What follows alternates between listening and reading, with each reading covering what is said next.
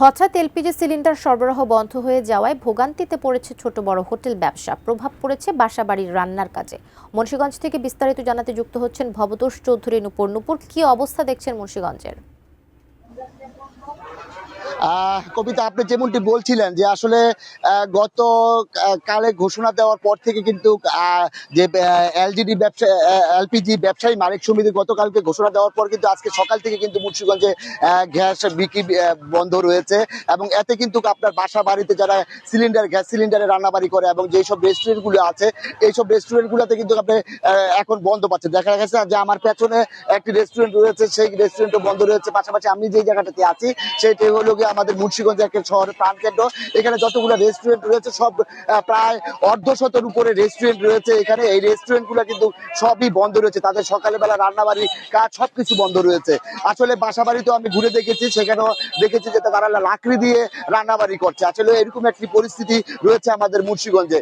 আমি কিছুক্ষণ আগে আমি যে যারা গ্যাস সিলিন্ডার বিক্রি করে তাদের সাথে আমি কথা বলেছিলাম। আমি তাদের সাথে কথা বলে জানতে পেরেছি যে আসলে গ্যাসের যে একটা নির্দিষ্ট দাম নির্ধারণ করে দিয়েছে সরকারের পক্ষ থেকে, সেই সময় তারপর থেকে কিন্তু সেই নির্দিষ্ট দামে 1300 যে 80 টাকা সরকারের দাম 6 টাকা নির্ধারণ করা হয়েছিল, সেই দামে কিন্তু বিক্রি করছে না। তারা কিন্তু বর্তমানে 1500-1600 টাকা করে গ্যাসের সিলিন্ডার বিক্রি করছে। এবং কিছুদিন আগে কিন্তু এই রেটটা অনেক বেশি ছিল, প্রায় 1900, 1800 এবং 2500 টাকা করেও কিন্তু আমাদের মুন্সিগঞ্জে গ্যাসের সিলিন্ডার বিক্রি হয়েছে। আসলে সর্বোপরি আমাদের এখানকার যে গৃহিণীরা রয়েছেন তারা পড়েছেন অনেক বিপাকে। তারা আসলে একটা প্রক্রিয়ায় রান্নাবাড়ি করতো, যেমন আপনার গ্যাস সিলিন্ডার দিয়ে গ্যাস থাকতো না, গ্যাস সিলিন্ডার ব্যবহার করতো, কিন্তু এখন হুট করে তাদের কিন্তু আপনার লাকড়ি দিয়ে রান্নাবাড়ি করতে হচ্ছে। তারা কিন্তু আসলে একটা বিপাকের মধ্যে পড়েছে। সকালবেলা অনেকে দেখেছি তারা বাড়ি ঘরে রান্নাবাড়ি না করতে পারেনি, তারা কিন্তু দোকান থেকে নাস্তা কিনতে এসেছে, কিন্তু দোকানে এসে দেখে নাস্তা নেই। এরকম অনেকগুলা দোকান রয়েছে যারা